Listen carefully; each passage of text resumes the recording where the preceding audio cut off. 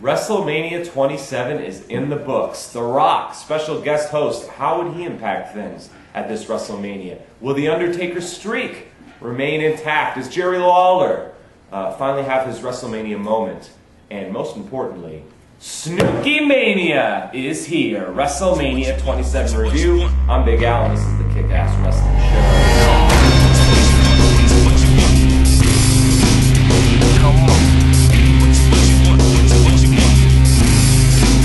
Well, everybody, WrestleMania 27 is in the books. We're going to give every match a star rating, and then I'm going to give you my grade for the program, for the show. So let's go over the lineup. Let's talk about what happened, and then I'll tell you why I feel the way that I do about this particular show. The setup was great. WrestleMania looked good. The stage looked good. Big Titantron, big jumbo screen. It was a great setup. The crowd looked good. It was packed. Of course, you would expect that. WrestleMania reported over 70,000 fans in attendance at the Georgia Dome tonight. So that was good. Everything's good to begin with. The first thing we get is The Rock comes out and cuts a promo. This was more of a get the crowd excited, get the crowd pumped up, and get the crowd pumped up for WrestleMania. So he did a fairly good job, I thought, of that. He just came out. They did a couple chants. I say yabba, you say dabba, making fun of John Cena, that sort of thing. And then it was on to the wrestling.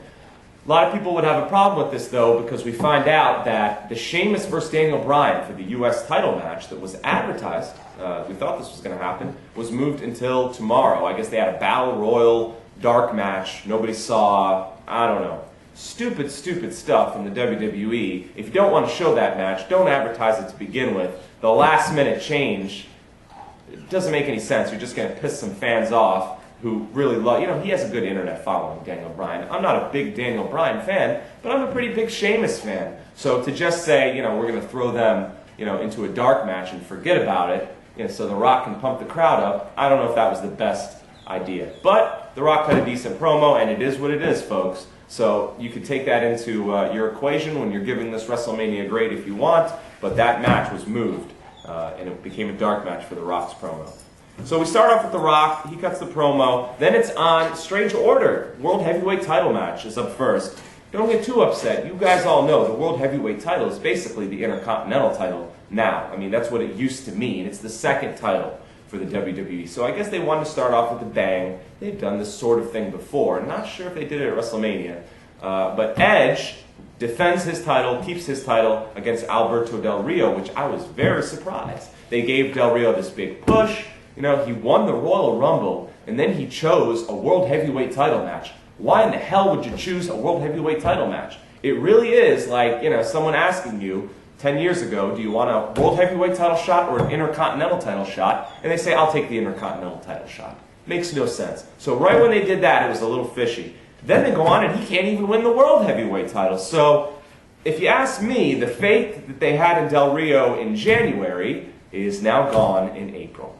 And that's all I can say about that loss. He may get his revenge. His car got beat up pretty bad. Christian helped Edge out. Is this a way to finally give Christian the push he deserves? Could Christian become Edge's rival and maybe get the World Heavyweight title himself? Will Vince finally pay him back for all the jobs that he's done, for working in ECW when Vince tried to keep that around?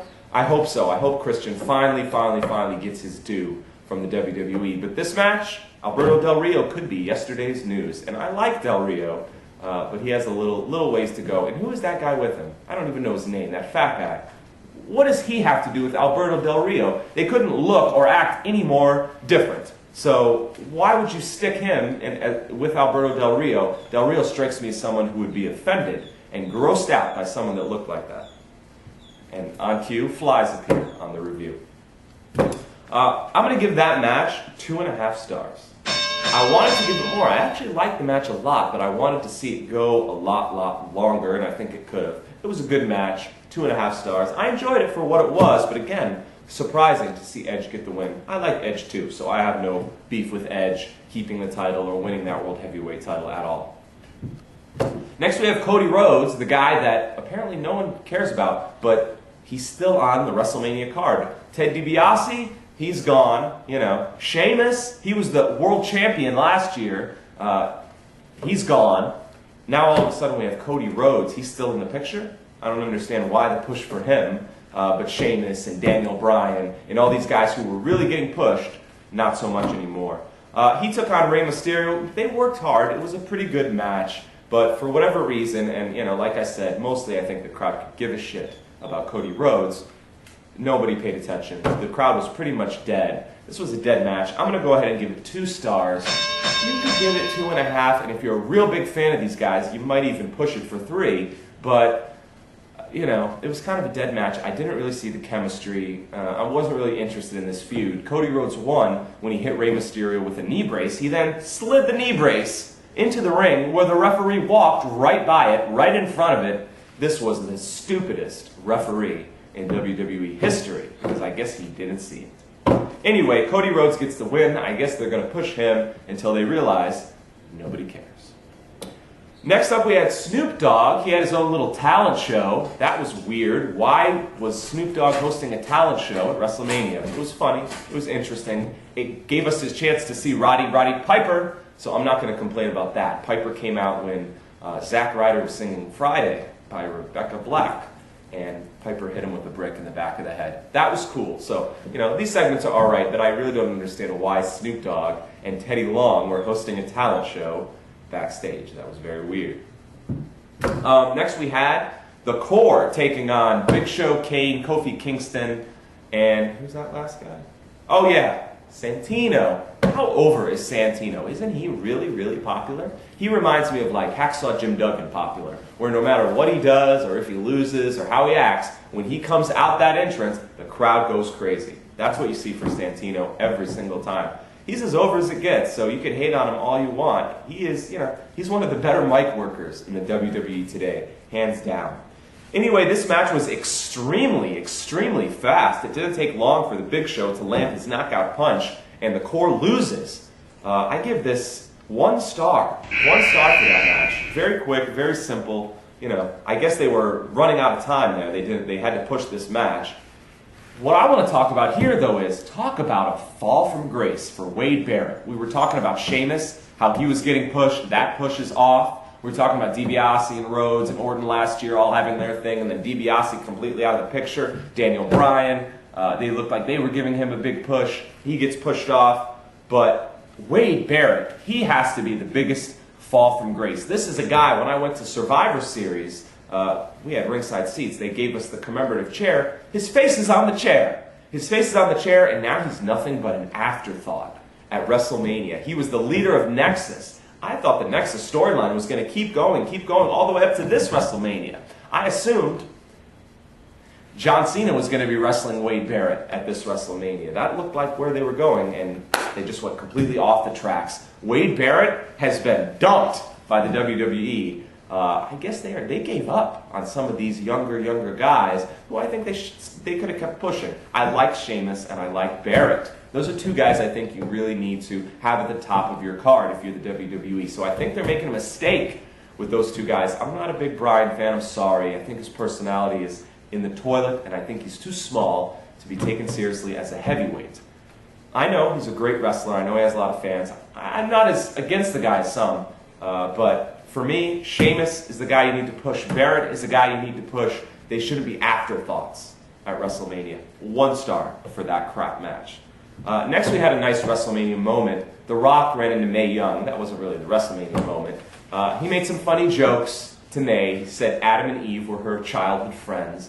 And when Mae said she wanted the people's strudel, The Rock said, you should want Moses' strudel. That was pretty funny. The Rock is always good cracking on people, so that was cool to see. And then the real good moment was he turns around, he's bitching, he's complaining, why'd Mae Young, have to come around the corner? He turns around, and it's Stone Cold Steve Austin. They have a little face-to-face, hey, how you doing? Good luck, WrestleMania, shake hands. It was a pretty cool moment, because I know for a lot of us, I was a little older at the time, and some of you were probably very young during the Attitude Era, watching The Rock, watching Austin, brings back a lot of memories. For me, it mostly brings back high school memories. It was very big. Wrestling had gotten huge in high school. That was my time for the NWO whole Attitude Era thing. So that definitely brought back some good memories, I think, for me and for everybody else who was part of that era. Next, we had CM Punk taking on Randy Orton. I saw a lot of people on Twitter getting down on this match. I don't know why. I thought it was a pretty good match. You know, CM Punk just worked the knee the whole time. He was working Orton's leg. That was to be expected. He had injured it prior. That's classic booking. I had no problem with that. Yeah, it could have been a little better. Orton at 100%. If they had really, really gone for it, this could have been a 3-star match. But I thought it was decent, and I'm going to give it 2.5 stars. Randy Orton wins. I didn't expect that. I thought they were going to give CM Punk the push. I have no problem with Orton winning. Reason being, he should be at the top of your card. Again, Randy Orton is sitting at the bottom of the card, you know, doing something with CM Punk. I like CM Punk, and he could be pushed too. This isn't, you know, anything against CM Punk. This is pro Randy Orton here. Yeah, I'm a bit of a Randy Orton mark, but this is a guy who is super over. You can make him a face, you can make him a heel, you can do whatever to him. He gets a reaction. He has that type of personality. He has the charisma, the look. Why is he wrestling in the middle of the card again at WrestleMania? He was doing it last year, you know, trying to get Cody Rhodes and Ted DiBiase over when he couldn't, you know, nobody could do it. So now we got him again here with CM Punk in the middle of the card. Nothing against CM Punk, but Randy Orton needs to be at the top of your card. He should be wrestling for the title. They gave him the title for what, a month or two? What a waste of time that was. Why even bother? A lot of quick decisions seem to be going on in the WWE where they're changing pace and changing direction very, very quickly. I don't like that at all. So 2.5 stars for that match. Next, The Rock had a little segment, again, with Mean Gene Okerlund. Always great to see Mean Gene, right? He is the best interview man in wrestling of all time. He makes these other guys look like jokes. They've made Mean Gene a little bit of a joke now. These days, you know, they're putting him in John Cena gear. But back in the day, he was a very serious, straightforward interview man. He was the best that ever did it, in my opinion. So it was great to see him. He was dressed up in John Cena gear. Pee Wee said he was the #1 Cena fan, but he was converted to Team Bring It very easily, so not much of a fan. That segment was okay. We then had the Hall of Famers introduced. Good to see all those guys. Want to give a shout out to Abdullah the Butcher, who I always loved. He's a great guy. If you ever listen to some of his interviews, he does some very funny ones on the Dan Levitard show. You should check those out. Of course, HBK, Hacksaw Jim Duggan, the Road Warriors, Sonny, everybody who was in the Hall of Fame. Congratulations. Bullet Bob Armstrong, everybody. And Hacksaw especially. Ho! USA! I love Hacksaw Jim Duggan. I was a little bit on the fence, though, whether he should get in the Hall of Fame. But he was super over. Everybody knows who he is. He got the biggest pop of the Hall of Famers, except for Shawn Michaels. So that says it all. Then it was time for a match they've been hyping and getting ready for a long time. Jerry Lawler finally gets his WrestleMania match against Michael Cole. If you expected this to be a good wrestling match, I don't know what you were thinking. It wasn't going to be. It was for entertainment, and I thought it served its purpose. Michael Cole looked like Rick Steiner or Mike Rotunda from Syracuse. A cross between them. He had Steiner's outfit, he had headgear, looked like Rick Steiner's headgear. It was pretty funny to see him dressed like that. He got beat up pretty good. The only time he had the advantage is when Jack Swagger hurt Lawler for him in the beginning.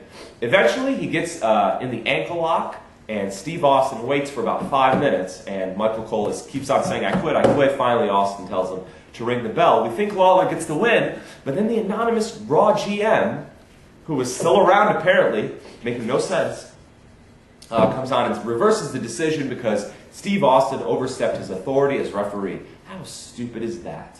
How stupid is that? I hate when you could just overturn a decision for no reason, because it's like telling the fans, no matter what happens in this match, if we want to, we could just go doo-doo-doo and change the decision. That kind of takes away from the match itself, if you ask me. But, you know, wrestling's changed a lot since I was a big fan back in the day. But that's just the way it is these days, I guess. I still don't like the Raw GM anymore. They need to end it. That's been going on too long. And I don't like that someone can just come and change a decision for a dumb reason. But that happens once in a blue moon in wrestling. I'm going to give this match 2 stars. Yeah, I gave it 2 stars. I thought it was fairly entertaining. I had fun watching it. I'm sorry. Up until the end, I thought it was entertaining. By the way, Kurt Angle, TNA wrestler now. Some of you probably don't watch TNA. Most of you probably don't. He was bitching like crazy on Twitter last night that they were using his moves. Angle slam, angle lock. Him and Orton got into it. Orton said, everybody uses everybody's moves, which is true to an extent. The RKO is basically a diamond cutter, and we could go on and on and on. No big deal. But Angle was heated. Angle was angry. He was tweeting. Today, The day after, he says his Twitter was hacked. He should have said, if you ask me, he was drunk, because that's probably what happened. I don't think his Twitter was hacked. He kept on going and going and going about the moves, and he was still sort of, defending but acknowledging both sides. So I don't know why he said his Twitter was hacked. His Twitter was clearly not hacked last night. Angle just had a few drinks in him. He was watching WrestleMania, and shit was pissing him off. I thought it was pretty funny. But yeah, you can't really steal a move. These moves are always being done by all of these wrestlers all the time. So, I understand what Angle is saying, but every move is used by everyone. So that was funny. Triple H and The Undertaker. Finally, the match of the night is here. It wasn't the main event, but it was an outstanding match, as you might expect. I didn't think it was going to be that great. It started off fast, no holds barred. I thought it was going to be quick, but it wasn't. It went on. Undertaker got a real beatdown. He takes some serious bumps at WrestleMania, doesn't he? I think he wants to kill himself. Jumping over the rope, coming down hard. I didn't think he was going to make it out of there at some point. He got a bad chair beatdown. He took a headshot to the chair. He took a chair to the head, which was pretty gruesome. You don't see those too much in the WWE anymore. He took 3 pedigrees. He took a tombstone. Like I said, he got a beat down with a chair, the likes, that The Rock got from Austin back at WrestleMania a while ago, and he still kicked out. So if the WWE was trying to tell everybody that no matter what you do, The Undertaker is not losing at WrestleMania, mission accomplished. Because if that didn't beat him, nothing will. And like I said on Twitter, maybe next year, they'll shoot The Undertaker right in the head, and he'll still kick out of the pin. I think it would happen. I think he could do it. And it would give us all something good and fun to watch, wouldn't it? So let's do that for WrestleMania 28, Vince. That's my idea. I'm going to give this one 3.5 stars. I'm not going to give it 4 stars. It wasn't perfect, but it was an outstanding, outstanding match. For a lot of people, I think this might have saved their WrestleMania. After that, it was a little bit of a break before the main event. And Snooki Mania is here, ladies and gentlemen. It's Snooki time. Snooki got tagged in, did one move, and pinned Michelle McCool. She didn't do much. I don't think Michelle was very happy about it because she barely sold her move. Snooki did a little, corner-to-corner splash. She did some twirls. And as she's backing up back into Michelle McCool, McCool kind of really sticks herself out there. I know maybe she expected Snooki to go a little harder, but she didn't have any leeway. It made the move look a little bad. And if I didn't know better, I would think that Michelle McCool did that on purpose to sort of embarrass Snooki. So the move didn't look as good as it could have because Michelle McCool sold it. So whatever. That's about all I have to say about that match. It was quick. It was silly. Snooki's kind of cute. I know she's a little thick, but I like her. She's kind of sexy. So I'm going to give that match 1.5 stars. The half a star is just for Snooki, and the 1 star is because you can't really go less than 1. I mean, if they wrestle and the bell rings, it's 1. So 1.5 stars for that match. If you were a fan of Jersey Shore, I'm not sure this was really worth the buy for you. And the big main event that everyone has been waiting for, Cena versus The Miz. Is anyone buying The Miz as a heavyweight champion, as a world champion, WWE champion? I don't think so. The crowd didn't seem to care for him too much. He's over, but he is not a world heavyweight champion at all. He did not carry that card. It did not feel like a main event. I don't think anyone takes The Miz too seriously as a champion. The match with John Cena was pretty boring. It reminded me, and I love the old WrestleManias, but, it kind of reminded me of the old Manias, Hogan Savage, where you sort of knew Hogan was going to win, but he's getting beat down the whole match. This match, not so much, because we knew The Rock was involved. It was ruled a double countout. We all knew it wasn't going to end that way. The Rock came down, said, restart the match. The crowd, which was hot for most of the night, got pretty dead for this match, by the way. The Rock came down, restarted the match, and immediately Rock bottomed John Cena. Miz then pinned John Cena, kept his title. That was a little shocking. I didn't expect to see The Miz win. Usually, when they build up, the biggest thing in the company, like John Cena, to take on, kind of a middle-of-the-line guy like The Miz, you expect The Miz to get squashed. I guess Vince really, really does believe in The Miz and thinks he has what it takes. And he's keeping that strap on him. I don't think it's smart. I know there's a lot of Miz fans out there. I definitely, I like him more than I used to. But as a champion, no, I don't think he passed the test at all. Definitely not tonight.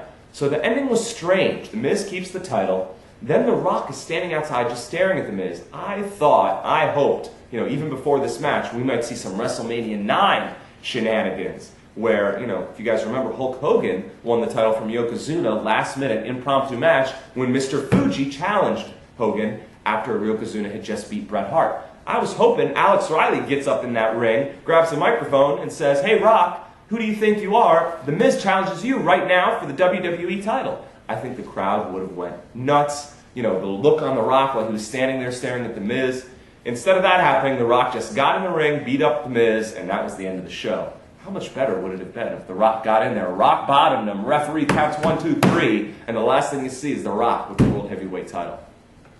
They didn't go that route. I assume they may build to a Rock-Miz match or a Rock-Cena match down the line if The Rock wants to stay. And from what I've read in interviews, he is open to wrestling and coming back, maybe here and there, a little bit here, a little bit there. So that could be good. That could work out. Let's see where it goes. Last year we were talking about Bret Hart. And where's Bret Hart going to go from here? Because he came back for WrestleMania. Didn't do much after that. They used him with his family. Tried to get the new Hart Foundation over. Didn't work. So what are they going to do with Rock now? I think we're going to see a Rock match very, very soon. At the latest, SummerSlam. This match, I gave it 2 stars. I didn't care for it, like I said. It seemed like an old school type of match where the face is just getting the beat down. He's going to come back and win. And then Rock comes out and just beats everybody up. Miz keeps his title and the show ends.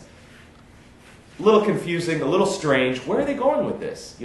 Who's the heel? Who's the face? I guess it doesn't matter, but it's very confusing. I think the crowd didn't understand what to think when The Rock came out during the match.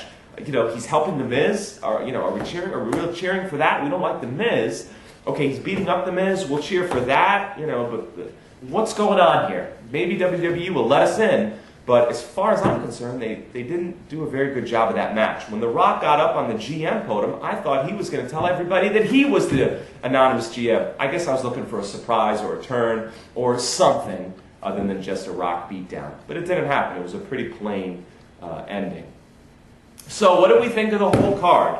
The good? There was some good wrestling on this card. The Undertaker and Triple H was almost worth the price of admission alone, but not worth the price of admission alone. It was good, though. Very, very good. I thought that CM Punk and Randy Orton put on a decent match. I think they could do better, but I thought it was pretty good. Rey Mysterio and Cody Rhodes, even though I don't like Rhodes, I thought the match was okay. It was decent. Alberto Del Rio and Edge put on a pretty good show. So there was some good wrestling. Could have definitely been better, but it wasn't the worst. I think that when you combine that with the fact there was such little build, there was really nothing happening at this WrestleMania. There was no surprises. There were no twists. There were really no angles that sort of, came to a conclusion. I thought we were going to see the Nexus angle come to a conclusion. Instead, we get sort of the Rock, Cena, and Miz in a big clusterfuck. Excuse the language. But, what's going on there? Where's the story? Where's the meat and bones? What's really going on here?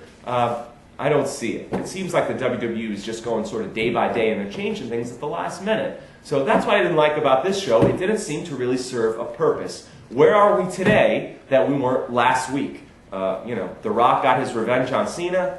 Whoop-de-doo. I don't think people paid their money to see that. So overall, let's go ahead and give this WrestleMania a grade. I'm going to give this WrestleMania a C.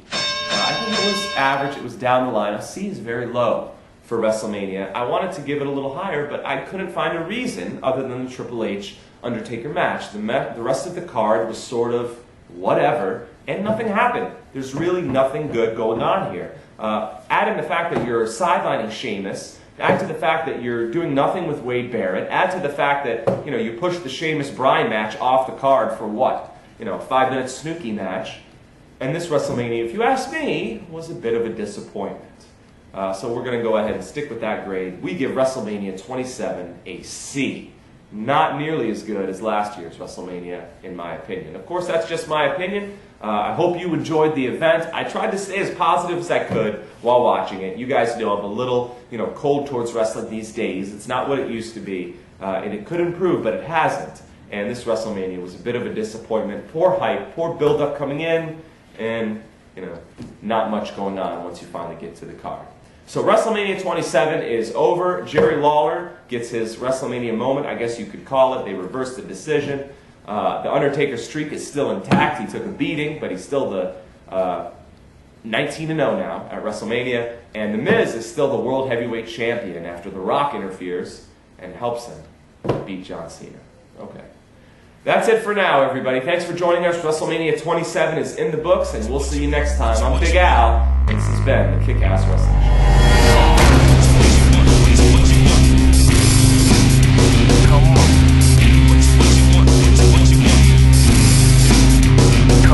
Come on.